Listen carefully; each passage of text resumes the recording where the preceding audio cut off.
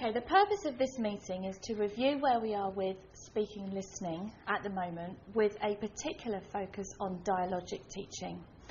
I wonder if I could start with Val and how you found the last 18 months.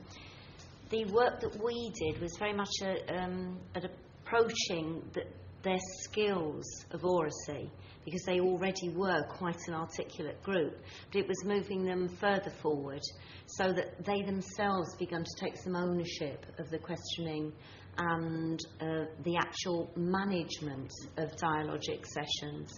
And they became very, very adept at actually almost at times ignoring me totally and taking control of the situation, and that process of exchange, and from that we began to tweak out certain things that were very important for us as a department, of pitfalls, because from that and those videos we picked up things of us stopping ourselves actually repeating their answers, and ways that we could butt out a bit more and let the children take even more ownership of sessions. For me, it was as much about the challenge as well. It's actually challenging them about opinions and not actually stopping at that point traditionally where 10, 20 years ago we would have stopped and accepted an answer.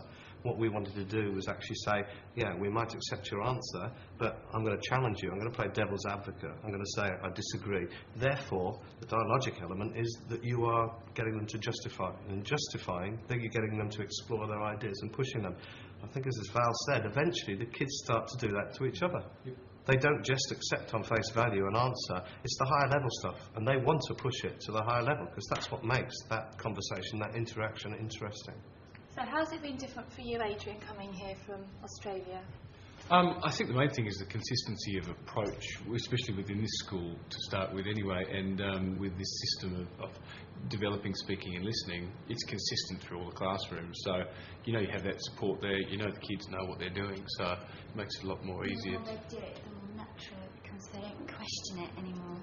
And they're empowered by it as well, so they can actually use these skills outside of the classroom as well, and within the classroom move to those, as you're saying, Jess, those higher levels of thinking. So. And the most important thing is it's not about the English department. Yes, exactly. And if you're going to have consistency, it'd be fair enough for us to have consistency across the English department, but the training we did was whole school, including support assistants, SDD, all the people who work within classrooms, who therefore could promote that and promote that consistency across the curriculum areas as well. And they get everyone in the room involved. It doesn't just go to the bright kids. Yeah. And it fits with the whole school ethos. One of the things we obviously promoted from when we began was the ethos of respect, that you actually respect other people's opinions, and that's shown through being an audience as well as being a speaker. And that just is perfect, because in drama they learn that, in music they learn that. They're an audience. In English, they're an audience that actually has a contribution to make as well. I found one of the things that I've really, really valued is the way that I don't just break off and ask individuals to reflect, but I'll give them time to talk in a pair together to frame the best possible answer, and then to share that with perhaps the next two next to them, and then decide how they can embellish that and then share it as a whole classroom. Yeah. So it's a really effective tool for engaging absolutely everyone and being very proactive. I think there was an initial fear, trepidation about actually approaching dialogic teaching, because the key to it is the quality of your relationship with the class. You can't walk into a class you've never met before and launch into a dialogic lesson. I mean, on one level you can, but on a very simplistic level. And it actually does really help build and develop that relationship with you, because you've got to be a listener. As well as someone who stands at the board and delivers, you've got to be a listener and a responder and a prompter and a challenger. That's quite hard when you first start to kind of step back and let them have free rein.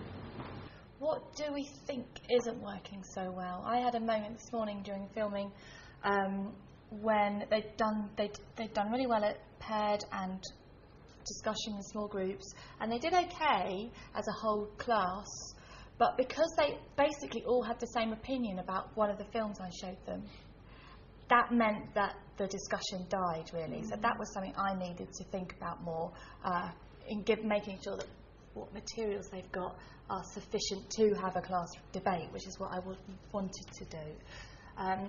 What do people think we need to work on next? I think it's one of the things that Adrian picked up. It's about empowering the less confident.